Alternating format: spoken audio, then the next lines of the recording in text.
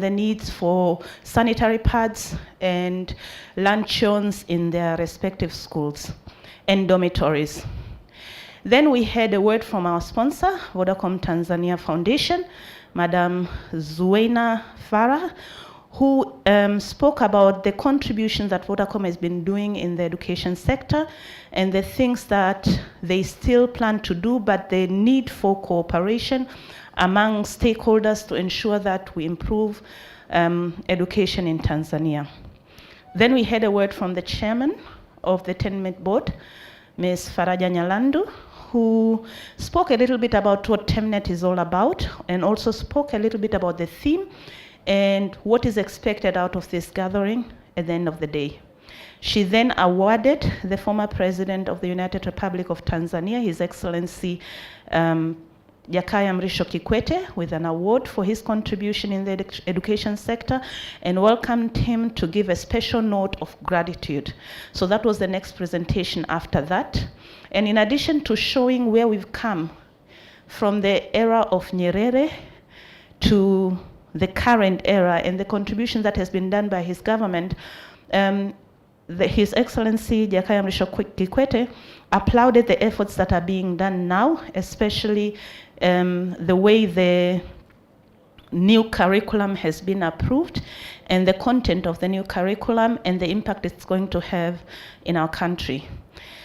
Then we had Dr. Mwanahamisi Adam Jabia, the Deputy Principal Secretary of the Ministry of Education and Vocational Training in Zanzibar, who also spoke and thanked participants for the invitation, and also spoke about what is some of the things that are going to be expected from this conference. And finally, we had a keynote address from the guest of honor, Dr. Charles Musonde, who is the Deputy Secretary General of President's Office, Pierre Rolage.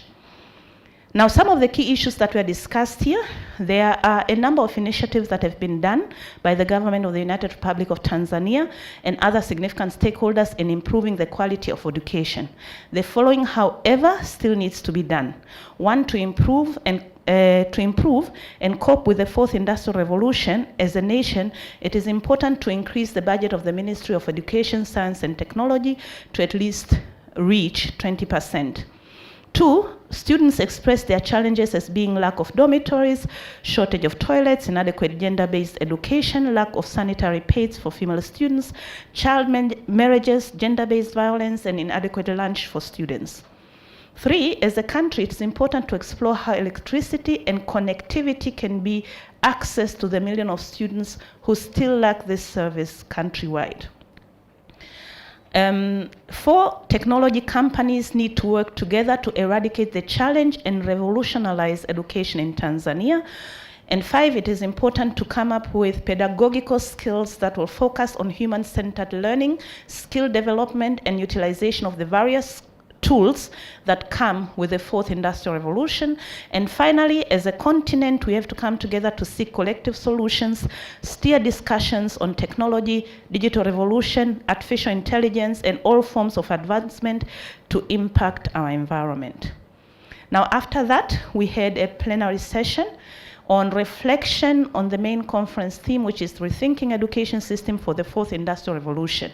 This session was chaired by Dr. John Kalage, who is the Executive Director of Haki Elimu, and the panelists were Rachel Gondo, Senior Program Officer at PSAM, Rhodes University, and Richard Olong, who is the Regional Program Manager of Education Out Loud, Horn, East and Southern Africa, Oxford IBIS. The key issues that were discussed here include there's a need to assess the way children are prepared to face the technological challenges of the world. And when it comes to data champions, multiple stakeholders are involved in the generation of data. There is also a need for harmonized information management system. And here, it was discussed that a leaf can be borrowed from the health management information system so as to enable to make informed decisions. Also, learners and users of the system need to be involved when making decisions, and coordination with various actors and stakeholders is key to making progress. And finally, the government should take the driving seat to ensure that these deliberations come to fruition.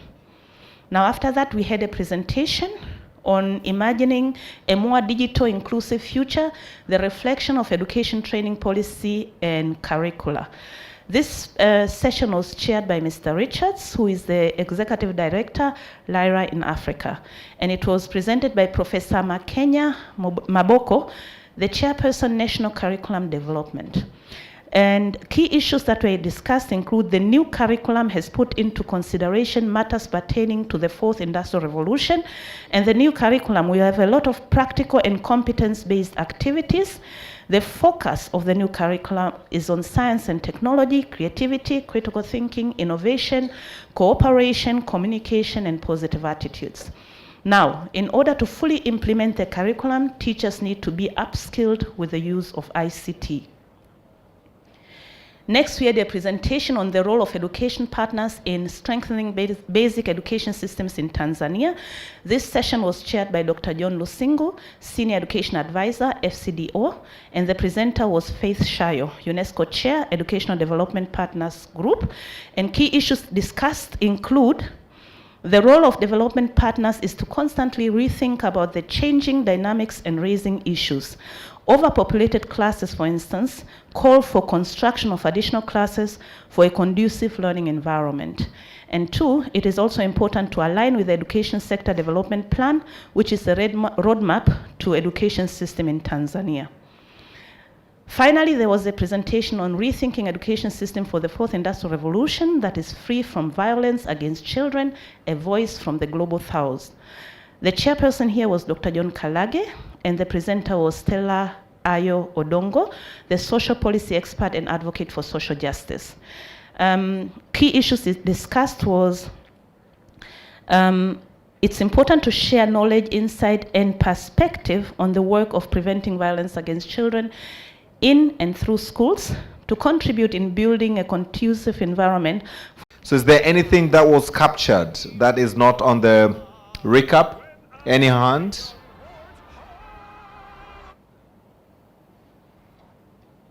Okay, so they've done justice. Let's clap for them. A big round of applause to our rapporteurs.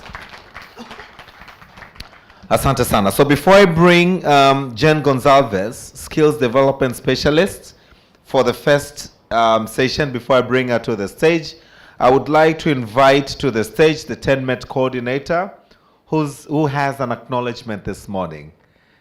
Karibu sana. Naomba tumpigie makofi as he comes to the stage. Asante sana. Hello, good morning once again. Good morning. And I hope we have not lost someone in the thin air. And we are still expecting everybody to be back today. And let me take this opportunity once again to welcome you today too. It's going to be busy, and Austin also will guide us through different breakout sessions. So now we could be able to break out because we have some sessions that are going to be on a breakout sessions. But as always, my role here again today is to thank our sponsors. We are here because of their hospitality, grants, finances, support, including technical support. And I wish to mention some of our sponsors that has been able to allow us to be here for the next 3 days. One of them is Education Out Loud. And I was told yesterday, perhaps it was an overlook, that we have members who are being supported by Education Out Loud program. For those who are here today, can you rise up and so that we see you? This is a multi-project happening across Africa in almost 16 countries, and it's important that we are able to know each other, but also continue to develop those synergies. It is a project that I envision to ensure that people are Communities and stakeholders are all involved in educational planning, management, and monitoring. But I'm only seeing 3 of you. But okay. Clemens was trying to think whether he's part of EOL or not. But I know he is. So these are partners, and Olong was not feeling very well yesterday, but he's one of our director managing this project. So it's within 16 countries. You may have your seat. And if you have to learn anything today about EOL project, these are the people. That's the reason I wanted you to stand up, so that we have a partners corner somewhere on the far left. We have Clemens over here. They can tell you what they do in Zimbabwe. We have Police Forum. We have Hakelimu. We have Shule Direct. I have my sister from Lesotho. And I have Joseph Wasiongo from Kenya. And I have 2 colleagues from Zimbabwe and Zambia. They are all implementing this project. And it goes all the way to Sudan and other places. So, in case you wish to understand, because we are here for learning, you could also extract and exploit that particular segment through our partners who are implementing EOL. One of our sponsors also is Malala Fund. Malala Fund, they are the ones who have brought these young girls from the Chamber Dodoma. Girls ambassadors, are you there? Can you stand up again? We want to see you. We have been working with these girls for the past 3 years. Our role is to empower them to become what they want to become. And some of them have a lot of ambition and big vision. They want to be presidents, UN secretary, ambassadors, members of parliament, wakulima, wafanyabiashara, and so on and so forth. These are just a sample, but they have their clubs wherever in chamber. We have a mathematics club, we have an entrepreneurship club, and so many other clubs. So we are trying to be able to bridge that gap by empowering them. Thank you very much, and you can have a seat. Now, the good thing yesterday, the permanent secretary of PORAG had to interview them to identify if they can compose a sentence in English, and I was so amazed. All of them were able to articulate na wanatoka kwenye shule zetu za umma.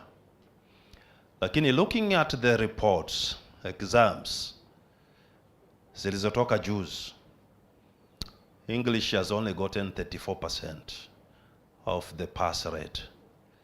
Out of 1,390,000, the ones that have been able to score between A to C are only 34%. So let's see how we bridge the language gap, and not only in English, but also in Swahili and other languages that Professor Maboko tried to communicate yesterday. And we have our main sponsor this year is UNICEF. I know they are on their way. The representative of UNICEF, are you here today? We want to acknowledge their support. They are the ones who are paying for the electricity bill of this particular auditorium, but also for the all setups that you see in here. So we thank them very well, because UNICEF is for every child. And here we are talking about every learner. We have Vodacom Foundation, and this is their first time supporting us, and we hope down the line we will continue to have a very fruitful partnership. But also we have seen Vodacom supporting so many other initiatives around digital and technology here in Tanzania. We have School 2030, Shaibu, and they have a program today. They will be showing us one of a very critical intervention on how they're empowering teachers, and this is their second year in a row supporting the initiatives of International Quality Education Conference in Tanzania. We have the Embassy of Canada. We have Coalition for Good Schools, violence against the children in school. And that was our last session. They are part and parcel of the sponsorship that has been able to manage this conference to happen. We were, and I'm not quite sure if we were the people were here yesterday. And I would also wish to say that tomorrow we'll be giving out the sponsorship certificates of appreciations. So for those who have sponsored, please make sure that you are here to receive the certificate on behalf of your organization. We have Pestalozzi Children Foundation. Are we here today? Pestalozzi? Indeed, Pestalozzi has been one of the key, very key ally of TENMET. Over the years, over 5 years, they have been supporting us continuously with every initiative that we have been able to put. We have Ubongo. Yesterday I mentioned Ubongo Kids, and somebody came and said, well, the logo is saying Ubongo, so I need to stick with the logo today. We have Ubongo representative from Ubongo? Possibly, there they are. And they are the ones also sponsoring our partnership tent. So we wish to thank you once again, and we are looking forward to have more and more engagements like this.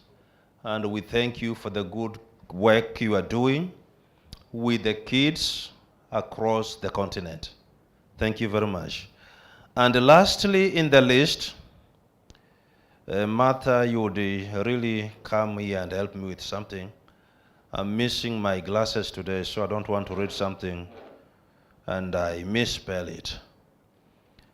I could be pinned down like yesterday when I did with Ubongo. So I'm going to borrow her glasses. Mnisaidia kusoma hapa. And the kirefu chake. So it's a UCAF, Universal Communication Services Access Fund. This is a government agency, and when we shared this initiative with them, and their intercommunication, technology, digitization, fourth industrial revolution, they said it was important for them to take part and ensure all Tanzanians and across the continent are able to share knowledge, but also share experiences around fourth industrial revolution. On behalf of TENMET, management, and the board, we want to say we thank you all. And for the participants, I just want to wish you a very, very good welcome once again for day 2, and God bless.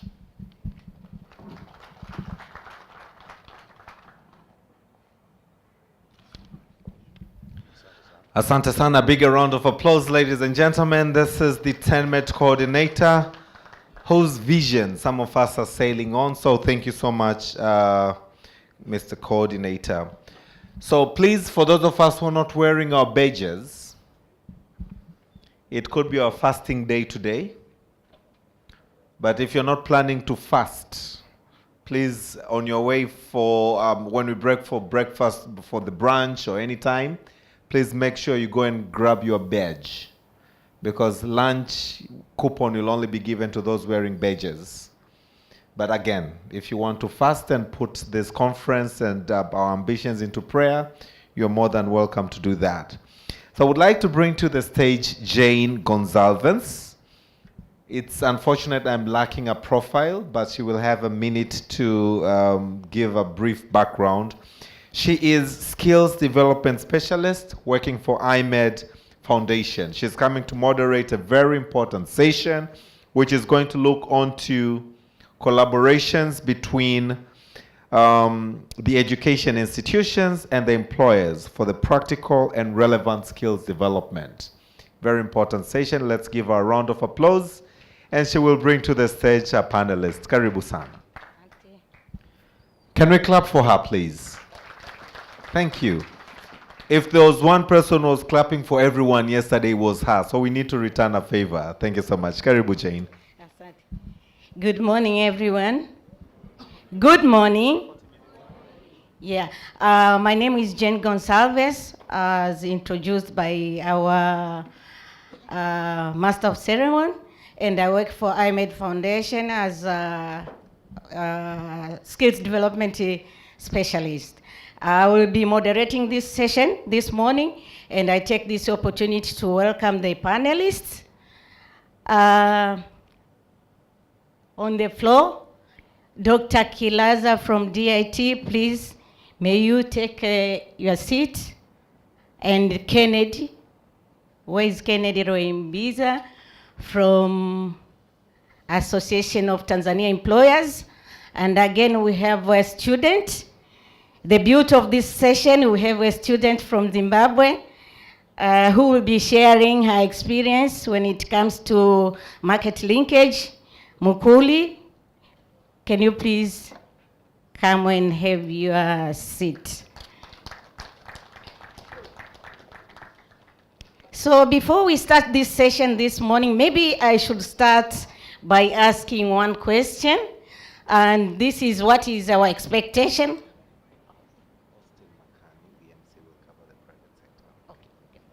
Okay. Thank you very much. The MC will cover the private sector because we are also missing some panelists. He will share his experience. Before I sit and start the discussion, maybe I have to throw this throw the question to the floor. What is the expectations of all of you in participating in this panel? Maybe I get two or one person to tell us what are they expecting from this panel. This is a very important panel. The collaboration between private sector and education institutions is very important when it comes to workplace learning and skills development. So can I have one or two hands to tell me what do you expect from this session today? Okay. Is there anyone with a mic?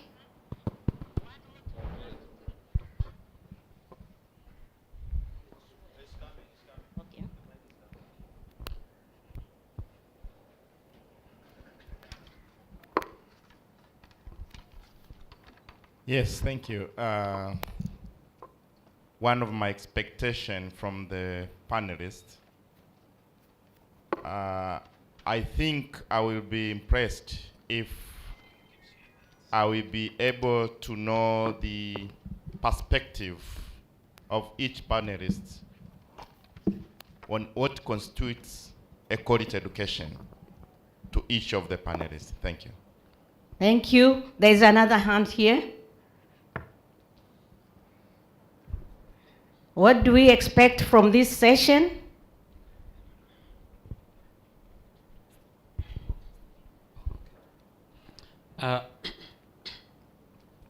Thank you so much. James Chimbia from Malawi, under Kuyenda project. My expectation is for the panelists to talk about what skills would be most important for the young people of Africa to be learning in school. What skills would be most useful for them to get from school so they can apply when they go out of the school institution. Thank you. We have another hand, which will be the last hand, so that we can proceed with our discussion. Good morning. As Africans, we always say it takes a village to educate a child. But when there are challenges in skilling that particular child, we all point at government. So I just want to find out from the panel, what can we do as Africans to ensure that we truly believe in the proverb? Because all the other continents, they believe in this proverb, and yet we don't. Thank you. I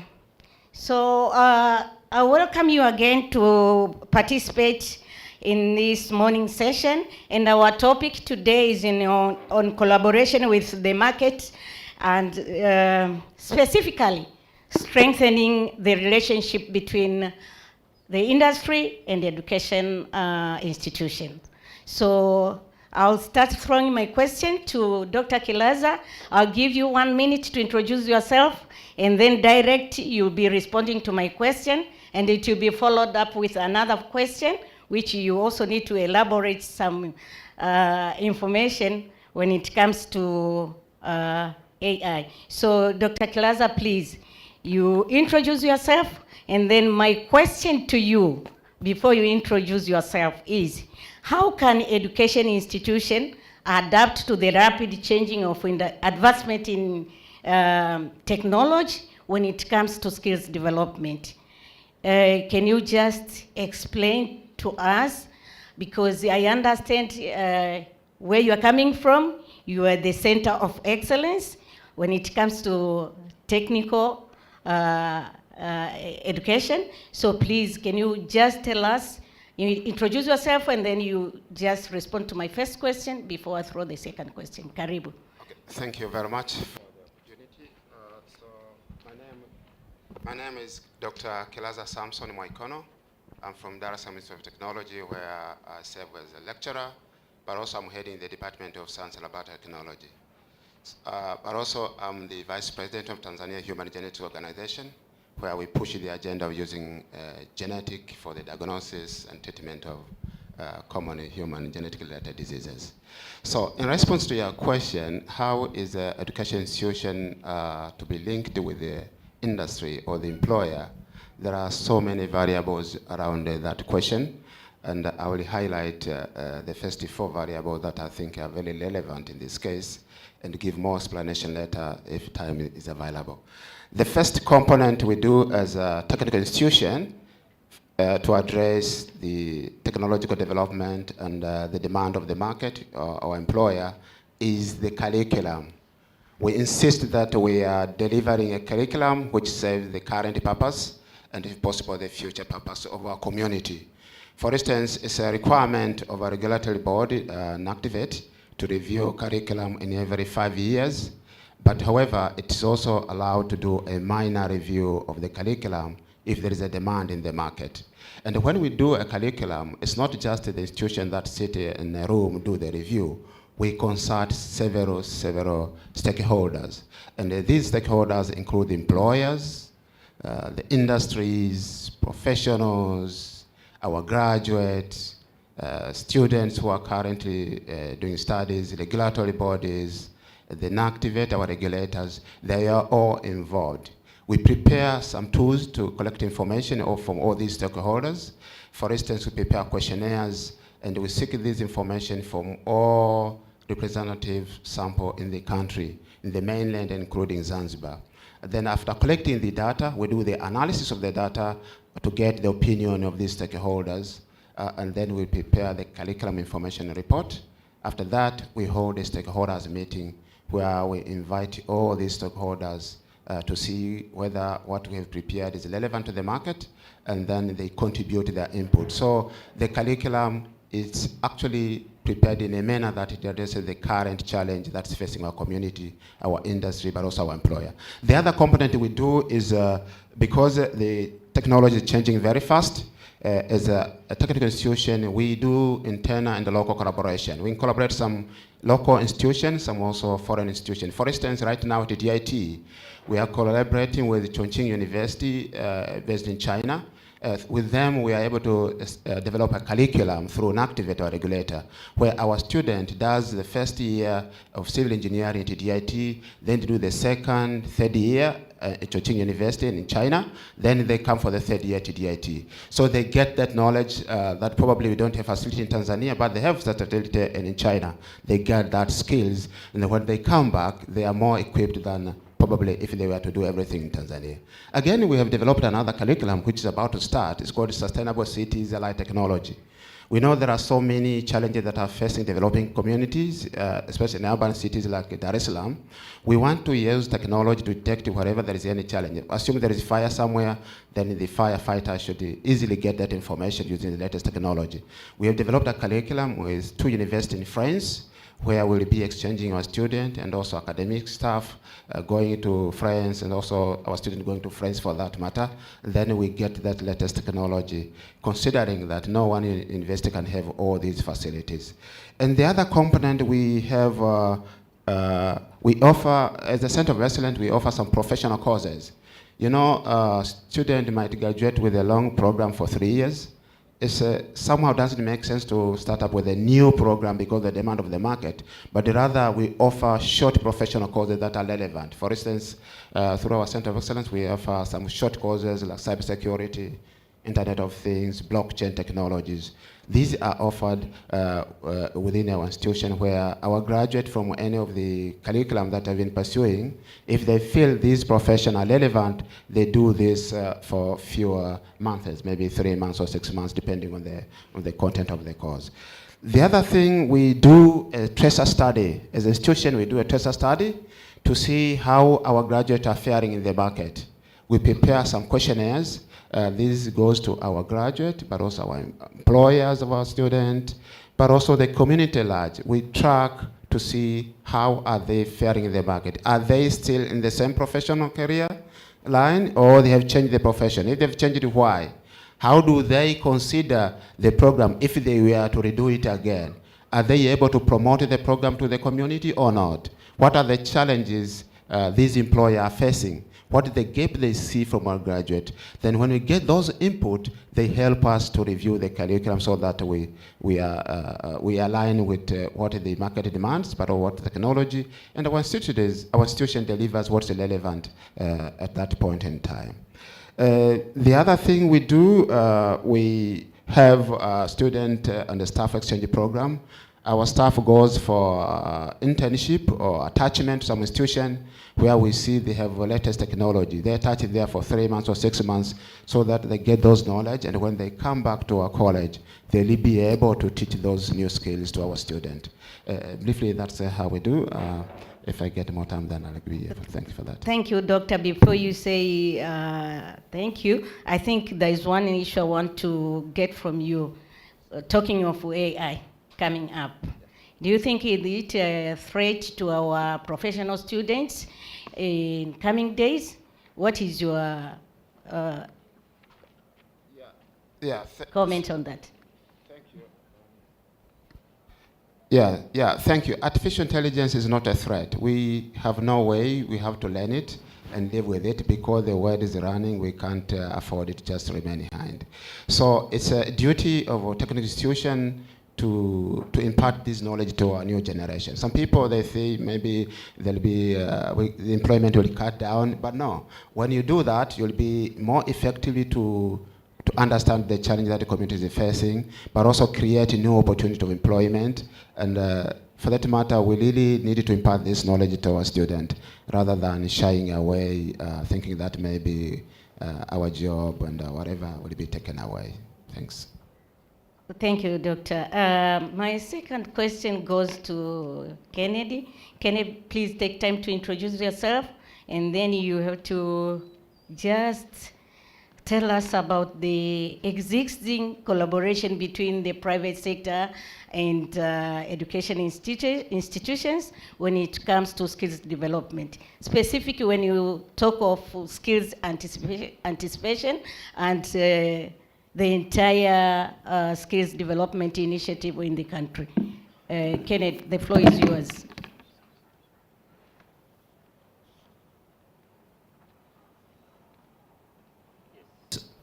Yes, good morning.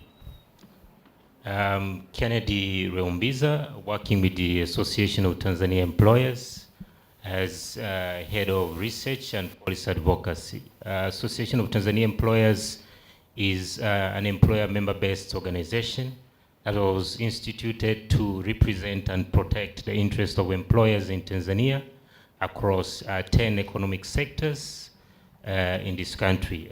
Basically, we represent their interests in terms of economic matters, could be trade and investment related matters, could be on skills related issues because it impacts their productivities at workplaces, and so many issues alongside that line. So first of all, I would want to appreciate TENMET for the opportunity to have us present in this conference.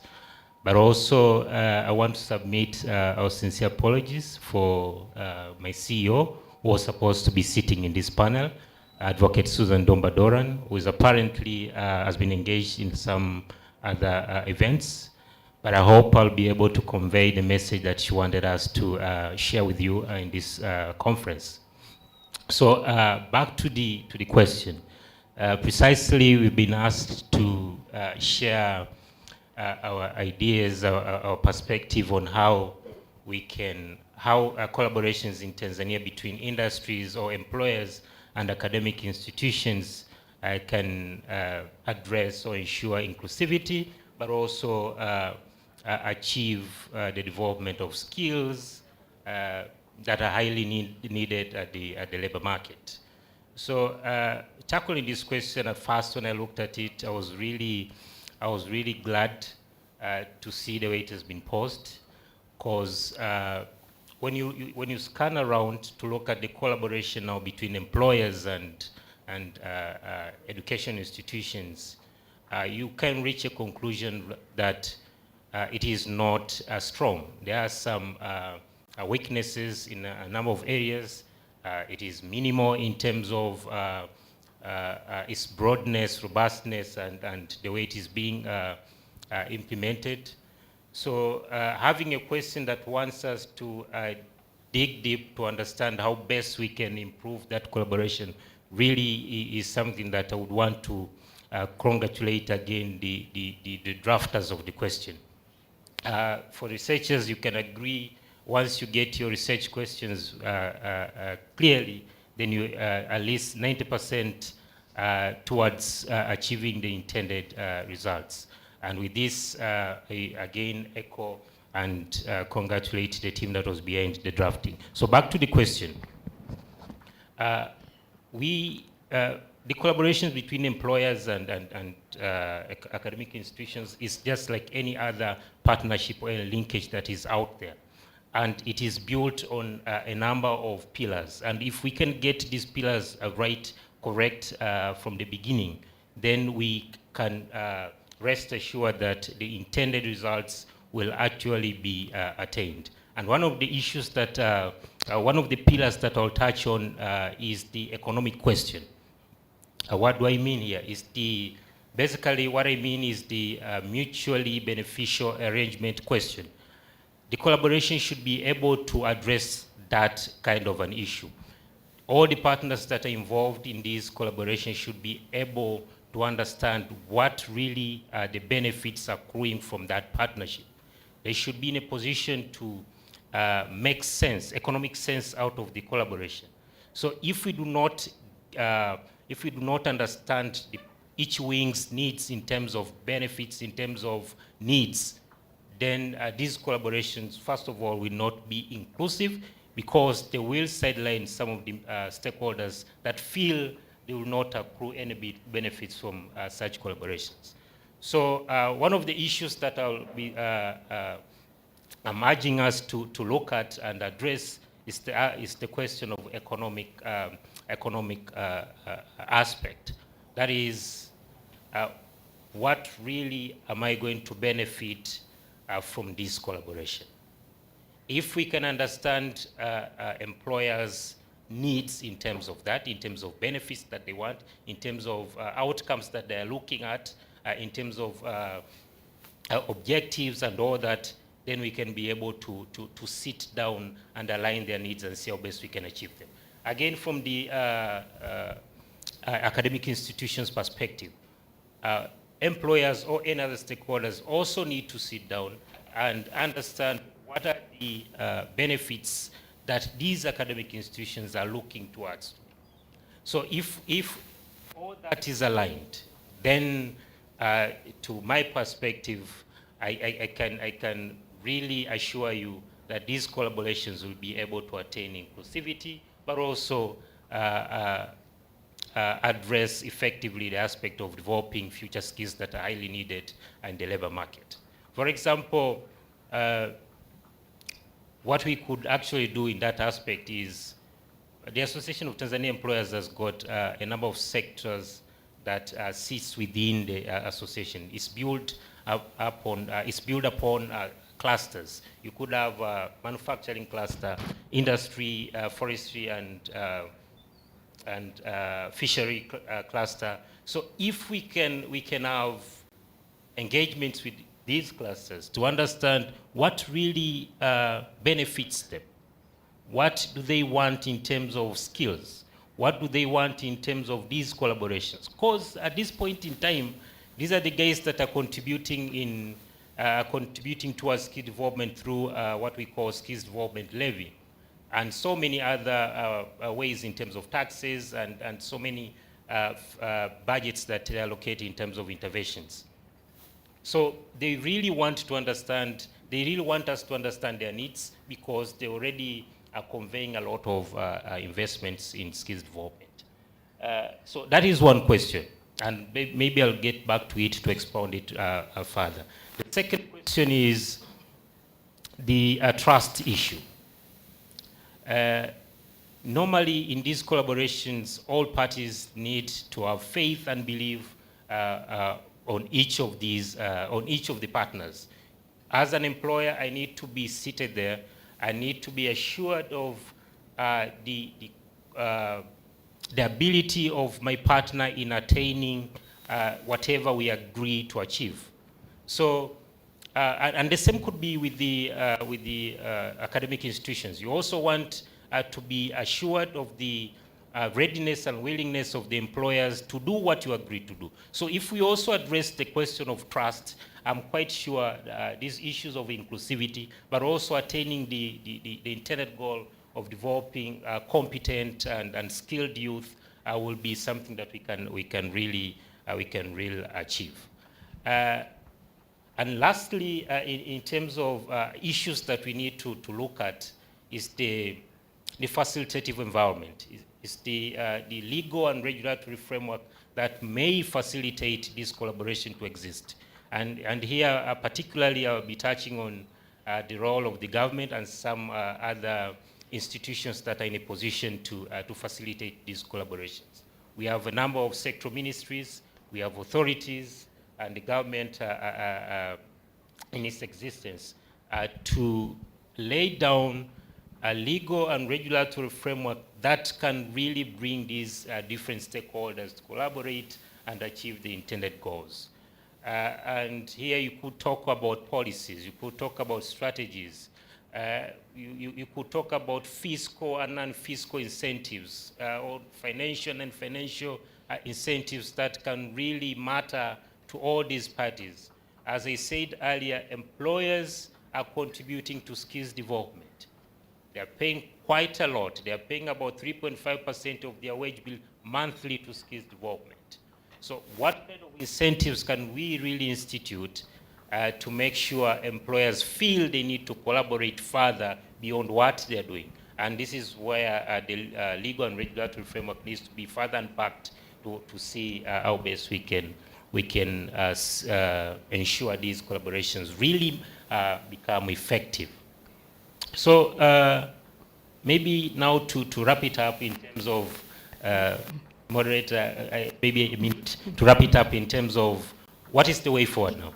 I think... Kenny, I can come back to you, please, on the way forward. Let's hear from Austin. Being an employer, I know you always accommodate these young students, graduates, as interns or apprentices. Can you just tell or share with us your experience when it comes to any challenges, anything you think you can share with us when it comes to accommodating these graduates in your workplace? Thank you. Thank you. I'm also obliged to remind you, Madam Moderator, that we are left with 13 minutes. Okay. So thank you for the opportunity. As an employer, so my name? Yes. Austin Makani, and I work for a company called AMM Investment. We broker investors in the country. We do content production and management. but we also do a lot of capacity building and training. I think starting next year, we're going to roll very many programs that are going to probably touch each and every one of us here. So yes, as you rightly said, we do bring a lot of interns in the company. We work a lot of interns with us, and the only reason, one of the things that I do, part of what my company does is we do a lot of mentorship to young people and students, those who are in the field and beyond. We also do mentorship for people who are already at work. What we do is we try to empower them by giving them the skills that they need to have at work. So many people go to work not knowing what they're supposed to do. Many people go to work for things that they never went to school for. There's an opportunity there, they got the job, but they do not necessarily possess the skills that are required to meet what is expected of them. So basically when they come, they bring into their job description, if for those who are employed, those who are aspiring to become, let's say, bankers or aspiring to become lawyers, etc., then we bring to the table on our conference room, quite big, people that are doing those jobs, and then they take them through. This is what you ought to have. Accountant, for instance, before they even finish college, they already have gotten some skills on some of the accounting packages. So by the time they finish college, they have that added advantage. This is how we do the skills matching. So by the time you're ready for employment, you have those skills. Thank you very much for your work, what you're doing to accommodate these students. But again, we have a student from Zimbabwe, Mukuli. Can you please introduce yourself and please share your experience when it comes to workplace learning? What are the challenges maybe you are facing? Are there any procedures you follow in your country? Are there any guidelines, policy related to workplace learning? Can you please share with us your experience from your home country? Okay. My name is Mokuli Chisiomezio, and you can call me Chichi. I'm from Zimbabwe. I did forensic science with the University of Zimbabwe. Now I'm at Teach for Zimbabwe, doing a 2-year leadership training program. So in Zimbabwe, mostly students, they get their practical learning usually, especially for those in universities, they go for industrial attachment on their 3rd year or depending with the program. But now, that is not enough to prepare them for the job market. I mean, it would be good if we catch them young. We start from the low level, like primary. I remember one of my mothers told me that she can bake now because she learned how to bake. She did home economics in primary level. So I can imagine if all those skills, they are started at a younger stage. Now, it will also be great if the non-governmental organizations, the CSOs, they partner with education institutions, maybe after primary, maybe at secondary level, so that they can input those skills to the learners, so that whenever, even if they get to the higher level, they are much equipped with all those institutions. And the other thing, the government cannot do it alone.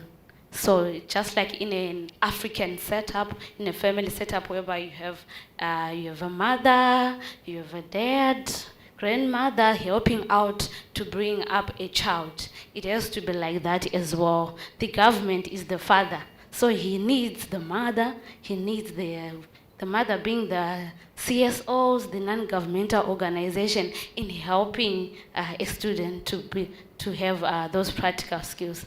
And more, I would also want to add that I'm placed at Samende Secondary School, a rural area, and learners, they need to be exposed. They need much exposure. They need to be imparted with skills like entrepreneurial skills, engineering skills, so that when they grow up, they are ready for the job market. Thank you. Thank you. I think I got an alert from our MC that we have limited time, but again, 8 minutes. Again, before I throw the question, the mic to the floor so that they can have 2 questions to the panelists, I just want to hear from Dr. Briefly. You heard the students saying that students need exposure. What is your view on that when it comes to learning practice? What is your experience, the partnership between industry and your college? Yeah, thank you very much. Yeah, students really need skills of what's going on in the field. So for the technical institution, they must do a plan industrial visit and industrial attachment so that the student can go to the field to learn the actual things that are happening there, rather than just doing the theoretical part in the class. So linkage with the industries and the employer who are offering this opportunity to engage the student into hands-on skill, that's very relevant. Thank you. Thank you. Can you tell us 1 minute, what is your takeaway from this panel? Oh, so I'm wrapping it up. Okay. Thank you. Maybe I'll summarize some of the key way forward that I wanted to say. But before I go to that, I would also want to touch on this question that you just raised on how we can improve students' ability to learn and attain the practical skills. And for me, I still believe on the work-based learning approach, work-based learning models. I think that is the way to go. That is the way to go. We just need to improve their effectiveness in terms of implementation. In that way, what I'm trying to get into is try to engage employers to come up with a mechanism that will facilitate effective implementation of these WBL. If you may have gotten in touch of the Integrated Labor Force Survey of 2020-2021, there's a very interesting statistic in that report, which says about 56% of youth that are aged 15 years and above that are unemployed, about 56% of youth aged 15 years and above that are employed did not have previous work experience. That means they did not have practical learning experience. So what does that mean?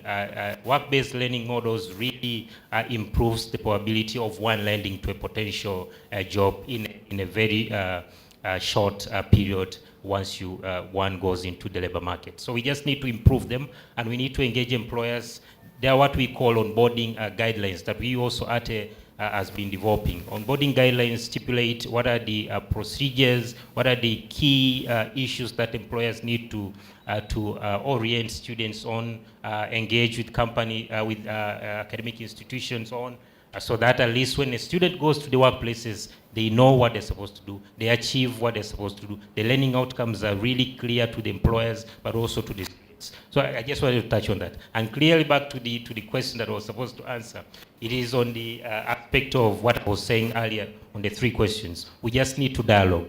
We need to dialogue to understand each other's needs. We need to dialogue to structure these issues and see how best we can achieve them. But lastly, in these dialogues, we need to come up with clear action plans, clear solutions, and formulate competent steering teams that will be able to follow up and ensure that whatever we agree is achieved. Otherwise, I look forward to participating in more of these. Thank you, Kenneth. Thank you. MC, do we have a minute to ask the floor if they have 3 questions? Please. Kenneth, you spoke about the guidelines, but I understand we have the national guidelines on internship and apprenticeship. I don't know if we need a backup more than the guidelines. Do we need a legal framework for that one? Can we have one of the students to help out with the mic? Naomba mwanafunzi mmoja aje atusaidie. John. Yes. I'm inviting 2, 3 questions. I see 4 hands. Can we take 2 first? Yeah. Can we have 2 first, and then the panelists will respond? and then we'll finish with the last two. Yeah. Thank you. My name is Leah Molel. I'm from Tanzania Forest Conservation Groups in Eco Schools program. It's not a question. I would like to add. Allowed? Karibu. Okay, Sante. I would like to add from a student from Malawi, yes, Zimbabwe. She said that government cannot do it on its own. As we gather here today as education stakeholders from different organizations, I would like to speak or to comment on what Eco Schools have been doing to ensure that students are impacted with skills and knowledge to cope with the industrial revolution. So in Eco Schools, we have teaching methodology or approach. We call it IVAC. IVAC stands for Investigation, Vision, and Action and Change, which is actually go together directly with the competence-based curriculum that are insisted by the government. In IVAC, a teacher shouldn't pour everything to a student. After introducing the session, he'll probe a question that lead a student to do an investigation on the session or on the topic. After the investigation, the students have the chance to visualize, to have a vision on what he or she will do to tackle the problem. After visioning, they go to action stage. And after the action, we observe change. So if a teacher using IVAC approach will see students have much time to learn, have much time to do on their own, that will result to other learning, discovery in different topics that we're assigned to do. But also in Eco Schools, we have things we call micro projects. We establish micro projects in program schools. These micro projects are actually funded by TFCG, but even the parents and community members have the chance to donate or to fund the project to ensure the ownership. So in this project, students are learning to do agriculture, to do farming, poultry, to do fish farming, and so. Also, we have a certain project, a small project which is pilot project. We call it circular economy. Changing waste into products. Ensure that the world is safe, is clean, with zero waste, but we produce students with knowledge to create opportunity to get money, to get skills, and so. So as education stakeholders from different organizations, we should help government to ensure that these students are impacted with skills that will be much better for now and for the future. Thank you. Thank you, Eco School. We commend you for the good job you are doing. Next question, can we go this side? Can we have a mic to this side?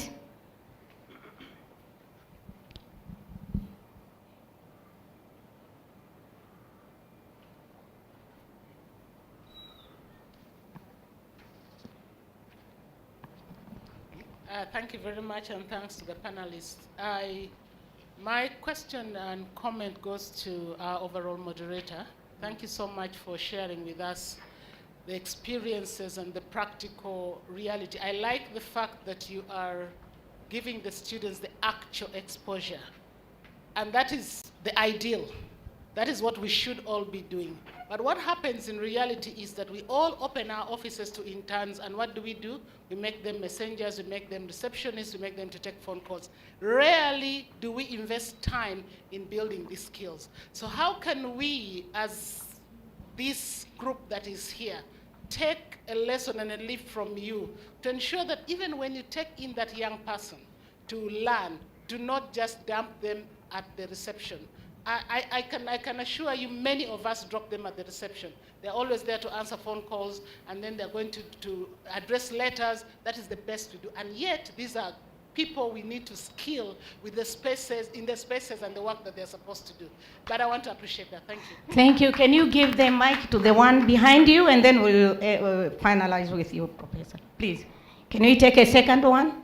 Thank you for the panelists. Mine is very short. I think this is a very important session. This panel is the most important in my view because there's a mismatch between what we are teaching in schools and the workplace. So in Kenya, where I come from, around 5 million young people don't have jobs, which means we have conned them, literally. When people are paid money and you can't give them employment, it's conning.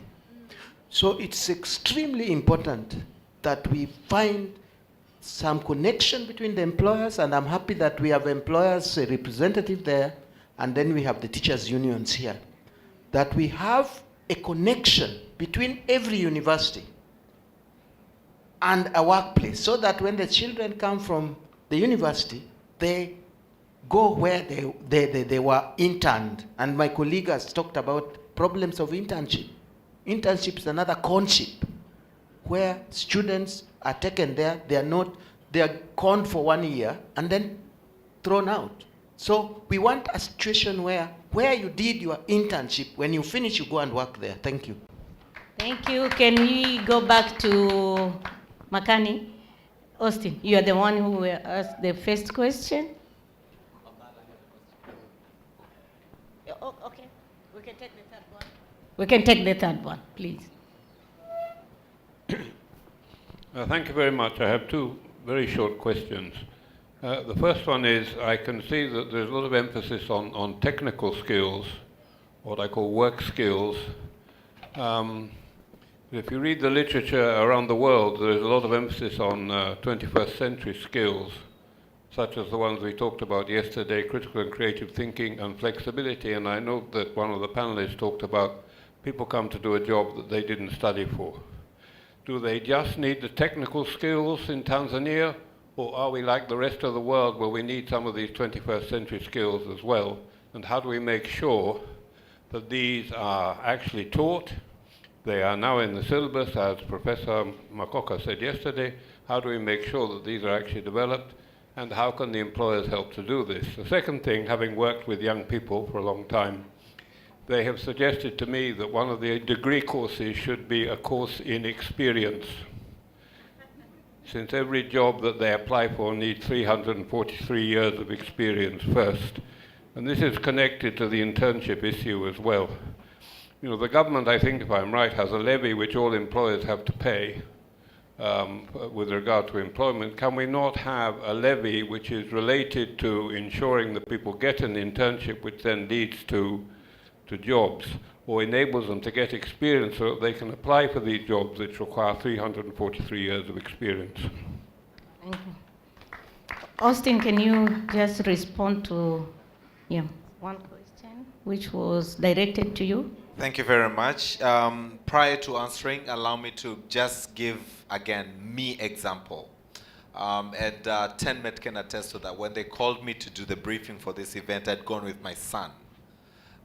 So he finished his primary 4 exams, and you know they finished before everyone else.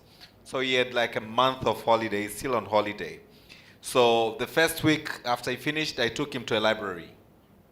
Assigned him to the librarian to make sure that he reads a book, and then he goes to swimming as a remuneration or motivation to that.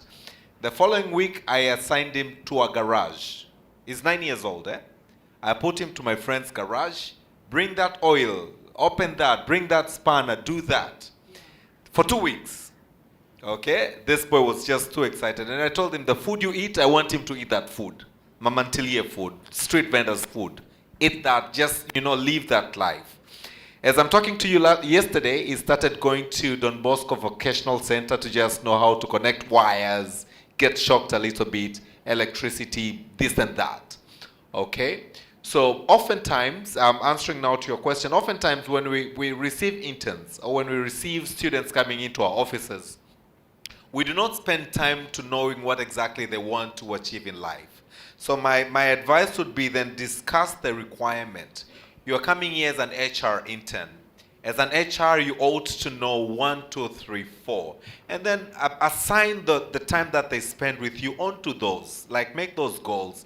And they come to you and report to you. Over this week, I've learned how to prepare a payroll.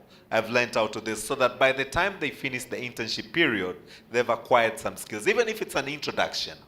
When it comes like 2, 3 years down the line, they would remember, oh, I have this skill. I've learned how to prepare a payroll. I've learned this software, Mayobi, those accounting softwares. Then they become handy.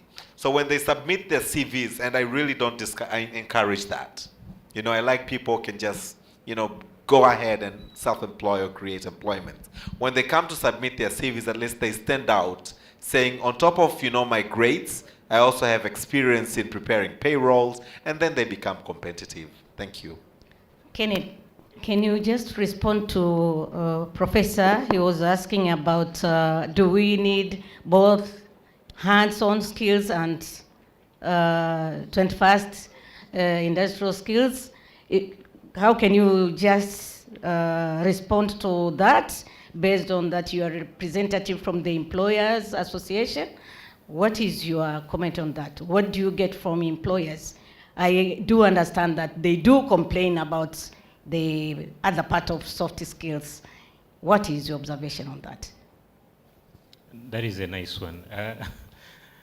I think beyond the technical skills, what really can really stand somebody out is the soft skills. Could be communication, creativity, and all that, but also attitude. These are very critical issues. I have supervised and managed colleagues that lack majority of these skills, and I'm telling you, without these soft skills, whatever good you add, maybe it will only work if you're an IT expert sitting somewhere beyond closing yourself in so many doors. But if you're engaging and you're supposed to engage others, you need to have these skills. And where we're going currently, before even somebody tries to understand your technical ability, first impression is the soft skills. How do you communicate? How do you engage? How is your teamwork? What is your eagerness to learn? Your attitudes toward supporting and supporting others, but also learning and improving yourself. These are really very critical issues. So as it has been posed, employers really look out for such, because there are a lot of good people, there are a lot of youth out there that are technically good. But if you can stand out in some of these very important attributes, then you increase your chances to landing to a potential job. Thank you. Yeah. 1 minute. Mukuli, what is your takeaway? Okay. Thank you. So I would say catch them young. Let the practical aspect start at a younger age, not only at university level, at internship level. That's why they are not so fit for the job market. Thank you. Thank you. 1 minute, Doctor. What is your takeaway?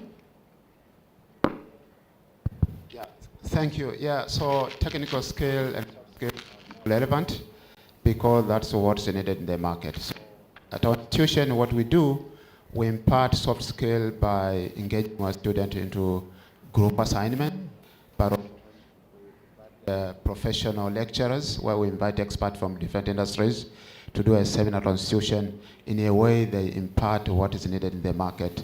So they are all relevant to our graduates so that they become useful wherever they get employed. Thank you. Thank you. Let me take this opportunity to thank you, all of you, for participation. And I do agree with what our fellow friend from Kenya said, that this panel is the most important. We needed more than 1 hour, to be honest. And there are people who are missing. We needed someone from the police side, at least from the government, so that we can hear from them. Also, when it comes to policy issues, we need a backup of a policy when it comes to all this workplace learning. Thank you. Let's give hand to our panelists and ourselves for participating. Can we and take a thank you. picture now? I've taken the floor. Thank you. I believe you've allowed me to take my floor Please, back. please, please. Okay, so please let's stand up and take a picture. While we are at that, can I invite the chairperson for 10 minutes, Madam Faraja, to come and say a word. Karibu.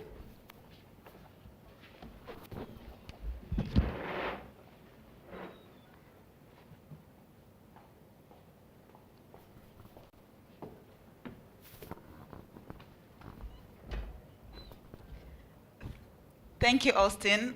Good morning, ladies and gentlemen. I believe we are having a great start of day 2, and the energy is still high, and we are all excited to learn and share insights based on today's session. So I had a small announcement, which I was hoping Austin is going to do it himself.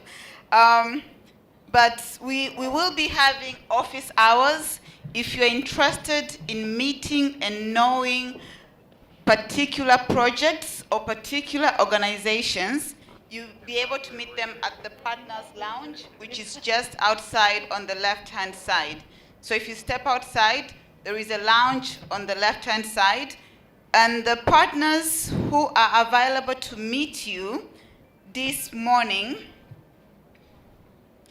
So we do have Semkai Kilonzo from Policy Forum. Semkai is seated right at the back, but he'll be available at the Partners Lounge to have his office hour with people who are interested in knowing more about Policy Forum. If you'd like to be a member, if you'd like to understand their initiatives, he's happy to host you. We also have Stella Ayodongo from the Coalition for Good Schools. Again, you had questions yesterday, interested in becoming a member of the coalition. Now, this is your golden chance to know more about the coalition, and perhaps you can get to join the movement. We do also have Hassan Mulusi from Raising Voices Uganda. He has not yet made his presentation, but if you're interested in knowing more about Raising Voices and how you can also join in their work, feel free to meet him at the Partners Lounge. And finally, we have Mr. Richard Olong. Mr. Richard Olong is from the Education Out Loud project, which is a global partnership for education project, and he's from the, how am I explaining this? Okay, he's from the Education Out Loud project, which is funded by Global Partnership for Education. If you'd like to know more about the Education Out Loud projects, the different OCs that they have, how they support governments, but also how they can support civil society, please meet him at the Partners Lounge, and I'm sure he'll be happy to tell you more. Thank you so much. Have insightful sessions. Thank you. Thank you very much. A round of applause to our chairperson, Tenmet. Totally proud of you, Faraja. So the Partners Lounge is right outside as you step out the doors on the far left. Please let's meet, because this is the essence. So tea break is on a minute ago, so I've already taken 1 minute of your tea break. Let's have tea for 20 minutes and come back by 10:35. Thank you so much. Let's walk.